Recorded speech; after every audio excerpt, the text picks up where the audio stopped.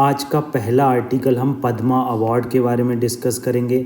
जैसा कि कल जो हेडलाइन बनी हुई थी, बजरंग पुनिया जो रेसलर हैं उन्होंने अपना पद्मश्री अवार्ड वापस करने को बोल दिया है। तो पद्मश्री अवार्ड जब उन्होंने वापस करने को बोला है तो हम इसका बैकग्राउंड देखेंगे कि पद्मश्री अवार्ड कहाँ से आता है, कैसे ये हाईएस्ट ऑनर है सिविलियन फील्ड में, और कब ये स्टेबलाइज हुआ और किसके द्वारा और किस दिन दिया जाता है ये देखेंगे। ईडी के बेसिक देखेंगे कि ईडी कब स्टेबलाइज हुआ। अदर आर्टिकल हम देखेंगे कोडेक्स एलिमेंट्रियस कमीशन के बारे में, कैसे वो स्टैंडर्ड तय करता है कि खाने के स्टैंडर्ड क्या होना चाहिए, और एक एक्सपो सेट के बारे में आर्टिकल देखेंगे। एक्सपो सेट एक इम्पॉर्टेंट पोलरीमीटर सैटेलाइट है। तो पहले हम फ्रंट पेज के आर्टिकल डिस्कस करने से पहले मेरी आपसे रिक्वेस्ट है कि आप ज़रूर हमारे चैनल को लाइक ज़रूर कर दिया करें प्लीज़। आपको पहला आर्टिकल क्या है, ईडी ने केजरीवाल को फिर से सम्मन दिया है और 3 जनवरी तक प्रेजेंट होने को कहा है, मतलब अपीयर होने को कहा है। तो हम ईडी के बारे में तो बेसिक जानते ही, मगर कल के एक एडिटोरियल में एक आर्टिकल आया था जिसमें कहा था कि ईडी जो है वो अपनी ज्यूरिडिक्शन से बाहर जा रहा है। जैसे क्या हुआ है, वेस्ट बंगाल कुछ जगहें हैं जहां पर माइंस की एक्टिविटी पाई गई हैं, वो under PM prevention of money laundering act PMLA के अंडर नहीं आती है, वो माइंस एक्ट के अंदर आती है। और उसमें स्टेट जो है वो स्टेट उस पर सर्च करना चाहिए, स्टेट को इन्वेस्टिगेशन करना चाहिए। मगर राइटर का व्यू क्या है कि जो ईडी है जो वो एक्स्ट्रा ज्यूरिडिक्शन कर रहा है। एक्स्ट्रा ज्यूरिडिक्शन का क्या मतलब है कि अपने ज्यूरिडिक्शन एरिया से बाहर जा रहा है, क्योंकि ईडी के अंदर कुछ एक्ट डिसाइड हैं, जैसे फॉरेन एक्सचेंज मैनेजमेंट एक्ट, जैसे फॉरेन एक्सचेंज मैनेजमेंट एक्ट कहा जाता है, और fugitive economic offender act, prevention of money laundering act. तो इस तरह से जब एक्स्ट्रा ज्यूरिडिक्शन होती है या फिर जो एक्स्ट्रा इन्वेस्टिगेशन की जाती है, तो इससे समझ में आता है कि जो ऑर्गेनाइजेशन हैं, जो इन्वेस्टिगेशन एजेंसीज हैं, उनका मिसयूज़ किया जा रहा है इनके द्वारा। तो ईडी के बेसिक्स क्या है, देखो ईडी स्टेबलाइज हुई थी 1956 में as a attach office department of revenue के अंदर, ठीक है, डिपार्टमेंट ऑफ इकोनॉमिक अफेयर्स के अंदर हुई थी, शायद डिपार्टमेंट ऑफ इकोनॉमिक अफेयर्स के, अगर मुझसे गलती नहीं हो रही है तो। उसके बाद क्या हुआ, 1957 में इसका नाम बदलकर, ये इन्फोर्समेंट यूनिट थी, 1957 में इसका नाम बदलकर क्या रख दिया गया, इन्फोर्समेंट डायरेक्टोरेट, और ये एक अटैच ऑफिस है मिनिस्ट्री ऑफ फाइनेंस में, और अब ये आती है डिपार्टमेंट ऑफ रेवेन्यू के अंदर। पहले डिपार्टमेंट ऑफ इकोनॉमिक अफेयर्स के अंदर आती थी। इसमें क्या किया जाता है, जो इकोनॉमिक इन्फोर्समेंट डायरेक्टोरेट, देखो इसका मतलब ही है जो इकोनॉमी से रिलेटेड लॉज हैं, जो इकोनॉमी से रिलेटेड ऑफेंस हैं,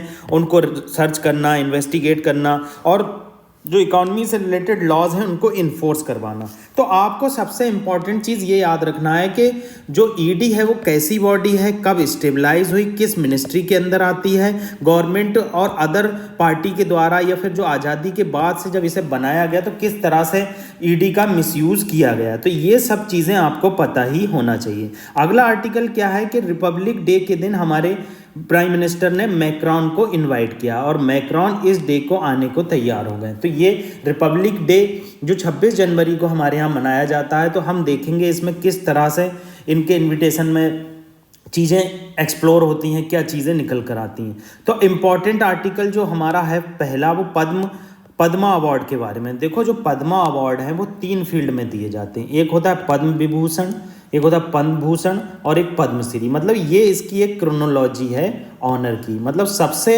बड़ा अवार्ड पद्म विभूषण होता है पद्मा अवार्ड के अंदर। वैसे तो भारत रत्न सबसे बड़ा सिविलियन ऑनर होता है, मगर अगर आप पद्मा अवार्ड देख रहे हैं तो पद्मा अवार्ड के अंदर पद्म विभूषण सबसे बड़ा होता है, देन पद्म भूषण है, पद्मश्री। अभी जो बजरंग पुनिया ने अवार्ड वापस करने को कहा है और पीएम को लेटर लिखा है, वो ये है, बजरंग पुनिया ने जो कहा है पद्मश्री अवार्ड। ये पद्मश्री अवार्ड के बारे में उन्होंने कहा है कि मैं इसे छोड़ रहा हूँ क्योंकि बॉक्सिंग फेडरेशन ऑफ इंडिया में खलबली मची हुई है। आपने देखा होगा ये ब्रजभूषण सिंह खड़े हैं, तो यहाँ पर संजय सिंह खड़े हैं जो बने हैं, मगर हार जो ज़्यादा पहने हुए हैं वो ब्रजभूषण सिंह पहने हुए हैं, जबकि जीते संजय सिंह हैं। तो इस तरह की कंट्रोवर्सी निकल कर आती रहती है मीडिया में। तो हम पद्म अवार्ड के बारे में देख लेते हैं। देखो पद्मा अवार्ड एनुअली दिए जाते हैं रिपब्लिक डे के अंदर, और आपको ये पता होना चाहिए किसके द्वारा ऑनर किए जाते हैं, हमारे प्रेसिडेंट के द्वारा ऑनर किए जाते हैं, ठीक है। इनको इंस्टीट्यूट किया गया था 1954 में। ये हाईएस्ट सिविलियन ऑनर है। हाईएस्ट सिविलियन ऑनर का मतलब है कि जब आपको कोई भी एक्सटिंग्विश वर्क करते हैं, बहुत ही अचीवमेंट वर्क आपका रिकॉग्नाइज किया जाता है, जैसे बजरंग पुनिया ने बहुत बड़ा ओलंपिक में मेडल हासिल किया, उनको पद्मश्री मिला। किसी ने बहुत बड़ी इन्वेस्टिगेशन की, मतलब रिसर्च की साइंस के फील्ड में, किसी ने बहुत अच्छे सोशल और इकोनॉमिक बेनिफिट समाज को दिए, तो इस तरह के ऑनर को हम सिविलियन ऑनर कहते हैं, ठीक है। सॉरी।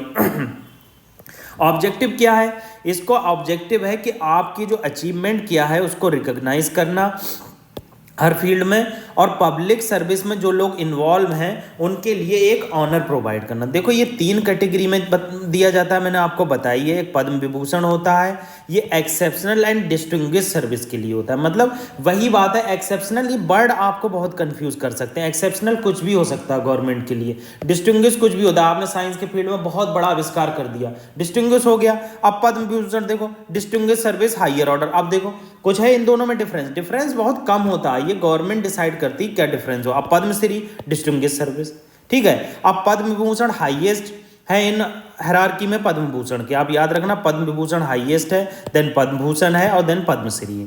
अब किस किस डिसिप्लिन में दिया जाता है? ये वेरियस डिसिप्लिन में दिया जाता है, गवर्नमेंट की एक कमेटी डिसाइड करती है।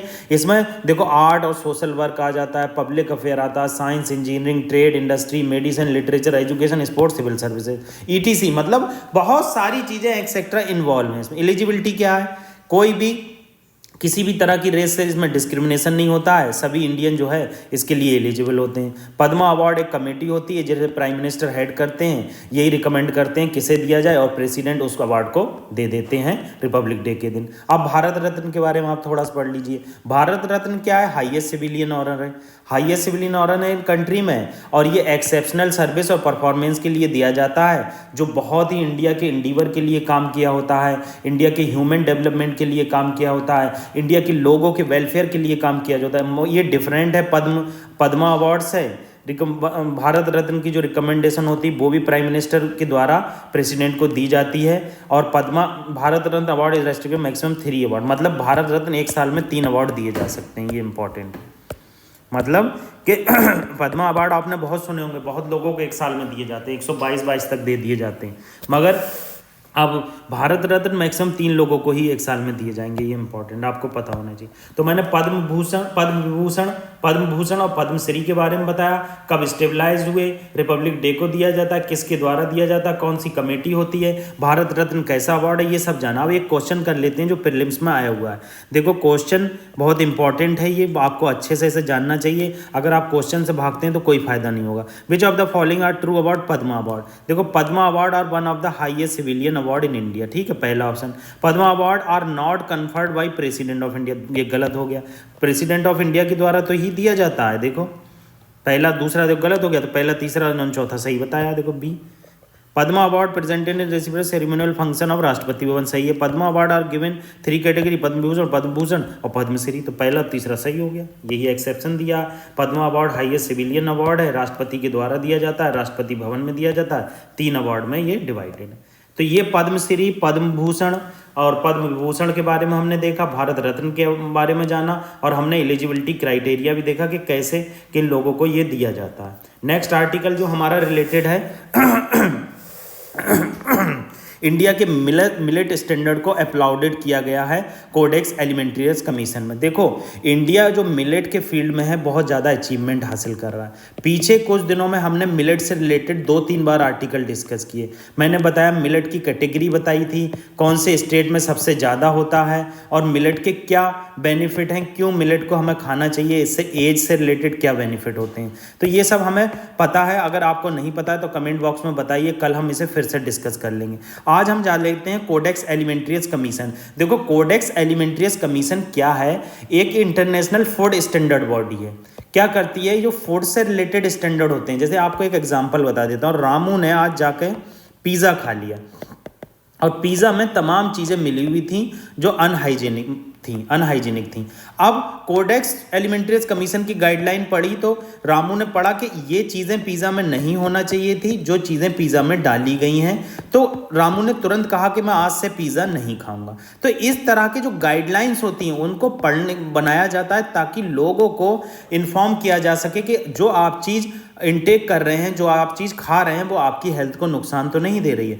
तो कोडेक्स एलिमेंट्रियस कमीशन एक इंटरनेशनल फूड स्टैंडर्ड बॉडी है, ये स्टैंडर्ड बनाती है, जॉइंटली स्टेबलाइज किया गया है जॉइंटली फाओ के द्वारा और वर्ल्ड हेल्थ ऑर्गेनाइजेशन के द्वारा, मतलब Food and Agriculture Organization United Nation का और यूनाइटेड नेशन का वर्ल्ड हेल्थ ऑर्गेनाइजेशन ने मिलकर 1963 में कोडेक्स एलिमेंट्रियस कमीशन को बनाया। ठीक है। इसका ऑब्जेक्टिव क्या है? इसका ऑब्जेक्टिव है प्रोटेक्ट करना कंज्यूमर की हेल्थ को, जैसे रामू की हेल्थ को अभी हमने बताया कैसे प्रोटेक्ट किया उसने, और प्रैक्टिस करना फूड से रिलेटेड ट्रेड को, मतलब जो फेयर प्रैक्टिस है वो ट्रेड करना, जैसे आप गलत ट्रेड नहीं कर सकते। ठीक है। अब रिकॉग्निशन देख लो। अब इन्होंने बहुत सारे मतलब एग्रीमेंट किए हैं। देखो agreement on application on sanitary and phytosanitary measures of World Trade Organization recognize Codex standard, मतलब एक एग्रीमेंट है जिसका नाम है सैनिटरी एंड फाइटोसैनिटरी मेजर्स, ये वर्ल्ड ट्रेड ऑर्गेनाइजेशन का, इसमें जो कोडेक्स ने स्टैंडर्ड बनाए थे उसको रिकॉग्नाइज किया है, उसकी गाइडलाइन को माना है और उसके हिसाब से सैनिटरी और फाइटोसैनिटरी में वर्ल्ड ट्रेड होता है, एक्सपोर्ट इंपोर्ट होता है। मेंबर देख लो, मेंबर इसमें 189 मेंबर हैं, जिसमें से 188 मेंबर कंट्री हैं और 1 मेंबर ऑर्गेनाइजेशन है यूरोपियन कमीशन। ठीक है। इंडिया जो है कोडेक्स का फाउंडिंग मेंबर कह सकते हो, क्योंकि 1964 में इंडिया ने इसको माना। अब गाइडलाइन जनरल कोडेक्स के स्टैंडर्ड हैं, जैसे Codex general standard guideline Codex practice कि कैसे लेबलिंग की जाएगी, कैसे हाइजीनिक प्रैक्टिस की जाएगी, ये सब है।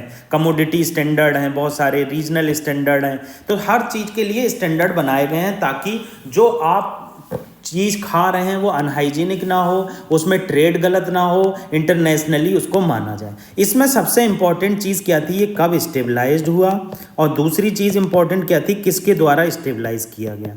ये 2 चीज़ें बहुत ज़्यादा इंपॉर्टेंट थी।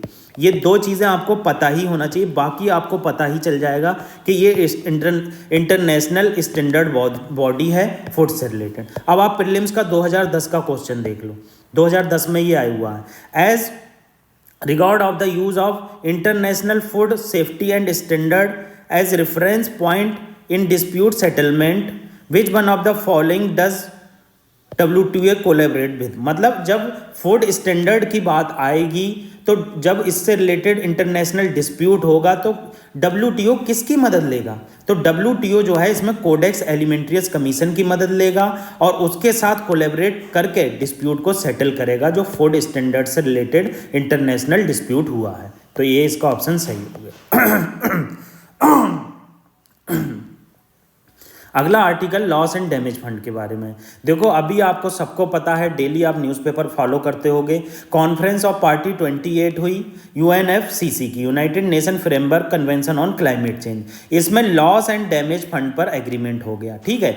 ये जो कॉन्फ्रेंस हुई ये दुबई के अबू धाबी में हुई। देखो लॉस एंड डैमेज फंड जो है बहुत सालों से चला आ रहा था, मेनली वर्षा में ये स्टेबलाइज हुआ था। पेरिस एग्रीमेंट में क्या किया गया, इसे एडेप्टेशन फंड से, लॉस एंड डैमेज फंड को एडेप्टेशन फंड से अलग कर दिया गया, मतलब 2 पिलर बना दिए गए। पहले लॉस एंड डैमेज फंड में एडेप्टेशन फंड आता था, मगर अब इन्होंने कहा पेरिस एग्रीमेंट में कि एडेप्टेशन फंड अलग होगा और लॉस एंड डैमेज फंड अलग होगा। एडेप्टेशन फंड क्या होता, एडेप्टेशन फंड होता है, मान लो जापान में बहुत ज़्यादा अर्थक्वेक आते हैं, अर्थक्वेक आने के पीछे मान लेते हैं क्लाइमेट चेंज भी एक रीज़न है, क्योंकि बहुत सारे क्लाइमेट चेंज की वजह से भी प्लेट टेक्टोनिक में इफेक्ट पड़ता है। मतलब क्लाइमेट चेंज कैसे होता है, जैसे मान लो पहाड़ों को आप बहुत ज़्यादा वहाँ से माइंस करने लगे तो अर्थक्वेक आने की संभावना बढ़ जाती। तो एडेप्टेशन का मतलब होता है कि ऐसा फंड जो टेक्निकल इन्वॉल्वमेंट करे और डेवलपिंग कंट्री को या डेवलप्ड कंट्री को या लीस्ट डेवलप्ड कंट्री को पैसा दे और वहाँ से जो इन्वायरमेंट है उसमें एडप्ट करें लोग। जैसे अर्थक्वेक आता है तो अर्थक्वेक प्रोन हाउसेस बनाए जाएं, अर्थक्वेक प्रोन हाउसेस।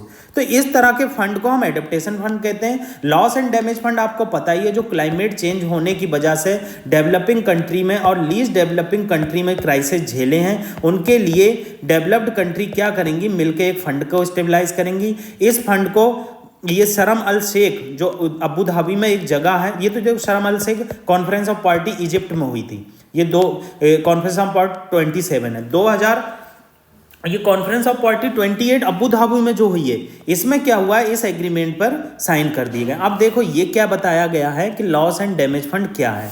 ये फाइनेंशियल असिस्टेंट प्रोवाइड करेगा जो मोस्ट वल्नरेबल है और इम्पैक्ट हुए हैं क्लाइमेट चेंज की वजह से। क्लाइमेट चेंज की वजह से कैसे इम्पैक्ट हुए हैं, जैसे हीट बहुत बढ़ गई, आप एसी चला रहे हैं, बहुत ज़्यादा उसमें से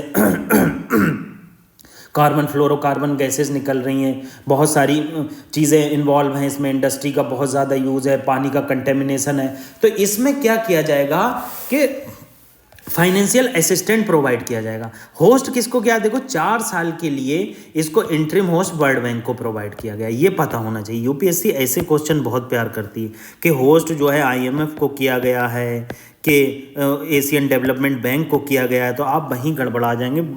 ये यहाँ पर वर्ल्ड बैंक को किया गया है, ठीक है, ये आपको पता होना चाहिए। फंडिंग, अब ये आप देख लो, आप सोचोगे प्रीलिम्स में क्वेश्चन आएगा कि डेवलप्ड कंट्री जो है लॉस्ट एंड डैमेज फंड में developing country and least developing country की मदद करेंगे, मगर यहाँ कहीं ऐसा नहीं लिखा है। यहाँ पर क्या लिखा है कि all country to contribute fund voluntary, मतलब कोई भी इसमें वॉलेंटरी कंट्रीब्यूट कर सकता है, इसमें कोई रेस्ट्रिक्शन नहीं है। डेवलप्ड कंट्री ने कोई आश्वासन नहीं दिया है कि हम आपको इतना पैसा देंगे। तो यही बात बताई गई है, कोई क्लियर प्लान नहीं है। क्रिटिसिज्म में बताया गया है कोई क्लियर प्लान नहीं है, मनी कहाँ से आएगी, कहाँ जाएगी, कुछ नहीं है। एलिजिबिलिटी क्या है, एलिजिबिलिटी तो कोई डिसाइड कर देता, all developing country are eligible, developing country eligible हैं इसमें, लीस्ट डेवलपिंग कंट्री एलिजिबल हैं और स्मॉल आइलैंड कंट्री एलिजिबल है। आपको यहाँ मैं एक चीज़ बता देना चाहता हूँ, डेवलपिंग कंट्री की कोई डेफिनेशन नहीं होती है। ये हो गई डेवलपिंग कंट्री, ये हो गई डेवलप्ड कंट्री, हो गई लीस्ट डेवलप्ड कंट्री। ये क्या है, ऑटोनॉमस प्रोसेस है। चाइना आज तक डेवलपिंग कंट्री है जबकि अमेरिका डेवलप्ड कंट्री है। ऐसा कोई डब्ल्यूटीओ में गाइडलाइन नहीं है। अगर प्रीलिम्स में क्वेश्चन आता है कि डब्ल्यूटीओ की गाइडलाइन है, ये रिसोर्सेज अगर जिस कंट्री के पास पाए जाते हैं और इतनी पर कैपिटा इनकम पाई जाती है तो वो डेवलप्ड कंट्री कहलाएगा, वहीं आपका आंसर गलत हो जाएगा। कोई गाइडलाइन है ही नहीं। तो ये बहुत इंपॉर्टेंट प्रीलिम्स का क्वेश्चन है। नेक्स्ट आर्टिकल हमारा है एक्सपो सेट के बारे में, एक्स रे पोलरीमीटर सैटेलाइट। देखो पोलरीमीटर सैटेलाइट का मतलब है कि एक्स रे पोलरीमीटर सैटेलाइट, पहले आप जान लो ये पायनियर पोलरीमीटर सैटेलाइट है जो नासा के बाद वर्ल्ड में सेकंड नंबर पर इंडिया जो है इसे लॉन्च करेगा। नासा ने फर्स्ट टाइम 2021 में एक्स रे पोलरीमीटर एक्सप्लोरर किया था। देखो ये है क्या, एक्चुअली आप ये जान लो, यहाँ पर क्या लिखा है, astronomical sources extreme condition various dynamics.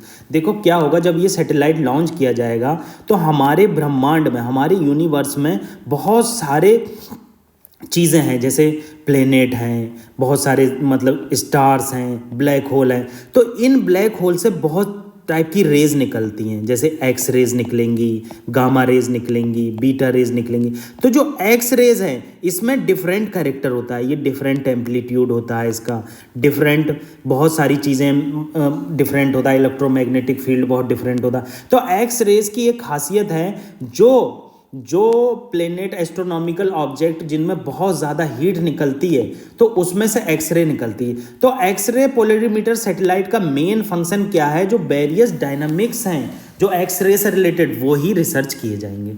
ये इंडिया के द्वारा लॉन्च किया जा रहा है। ये only world second polarimeter mission है, मतलब नासा के मिशन के बाद दूसरा पोलरीमीटर मिशन है। ये कोलैबोरेट कर रहा है, इसरो जो है इसमें कोलैबोरेट कर रहा है रमन रिसर्च इंस्टीट्यूट बेंगलोर के साथ। ये बहुत इंपॉर्टेंट आपको पता होना चाहिए। सबसे पहले आप अगर इंटरनेशनल बॉडी पढ़ रहे हैं तो आपको ये पता होना चाहिए कि इंटरनेशनल बॉडी किसके द्वारा बनाई गई है, या फिर इंटरनेशनल सैटेलाइट क्यों लॉन्च किए जा रहे हैं, कब लॉन्च किए जा रहे हैं और किसके द्वारा लॉन्च किए गए।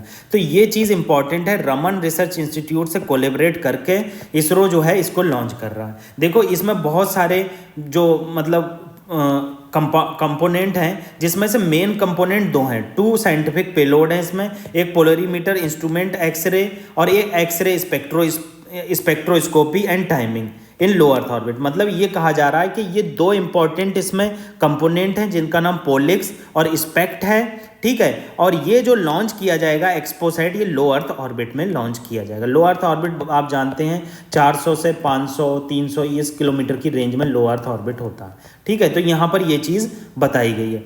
अब पोलिक्स क्या है, पोलिक्स क्या है, जो पोलराइजेशन है। देखो कोई भी ऑब्जेक्ट है, मान लो ये ब्लैक होल है, तो ब्लैक होल से जब एक्सरे निकलेंगी तो डिफरेंट उनका एंगल होगा, डिफरेंट एम्पलीट्यूड होगा, बहुत ज़्यादा अलग इलेक्ट्रोमैग्नेटिक वेव होंगी, ठीक है। तो एक्सरे बहुत ज़्यादा हाई भी हो सकती है, कम भी हो सकती। तो यही चीज़ यहाँ पर बताई गई है। अगर आप यहाँ से अच्छे से पढ़ेंगे, degree and angle of polarization in the medium of x-ray energy range 8 to 30 kilo electric volt photon originate from astronomical sources, मतलब ये एस्ट्रोनॉमिकल सोर्सेस से निकलेगी। Provide valuable timing and spectroscopic information, मतलब यही जो चीज़ है ये हमें बताएगी कि किस तरह से एक्सरेज निकल रही हैं, उसकी कितनी एनर्जी है, एनर्जी लेवल क्या है, ये सब चीज़ें आपको पता होना चाहिए जो यहाँ पर बताई गई। अब स्टेटस क्या है, देखो एक्सपो सेट का स्टेटस क्या है, नियर कंप्लीट होने वाला है और इसे 2023 के अंत तक लॉन्च कर दिया जाएगा, मतलब अभी लॉन्च नहीं किया गया, ये इंपॉर्टेंट। तो एक्सपो सेट के बारे में हमने बताया कि एक्सपो सेट एक पोलरीमीटर सैटेलाइट है जो बहुत सारे हमारे ऑब्जेक्ट हैं ब्रह्मांड में, उससे जो एनर्जी निकलने वाली है एक्सरे की फॉर्म में उसको पोलराइज करेगा, एक दिशा में लाएगा और उस पर एक दिशा में लाकर उस पर रिसर्च की जाएगी कि किस तरह की ये एक्सरे एनर्जी हैं, किस तरह से ये वर्क करती हैं। और इसको लॉन्च किया जा रहा है इसरो के द्वारा, रमन रिसर्च इंस्टीट्यूट जो बेंगलुरु बेस्ड है कर्नाटका में, उसकी हेल्प लेकर। तो ये इंपॉर्टेंट आर्टिकल थे। आपको कोई भी दिक्कत है तो आप हमें टेलीग्राम चैनल, हमारे जो चैनल हैं उस पर कांटेक्ट कर सकते हैं। अगर उस पर कांटेक्ट नहीं करते हैं तो आप हमसे डायरेक्ट @WASIH34 पर कांटेक्ट कर सकते हैं। तो ये इंपॉर्टेंट चीज़ मैंने आपको बता दी। कोई दिक्कत होती है आप कमेंट बॉक्स में ज़रूर बताइए। और एक मेरी आपसे रिक्वेस्ट है, हमें सजेशन ज़रूर दीजिए कि किस तरह से हम वीडियो को क्वालिटेटिव बना सकते हैं। Thank you very much.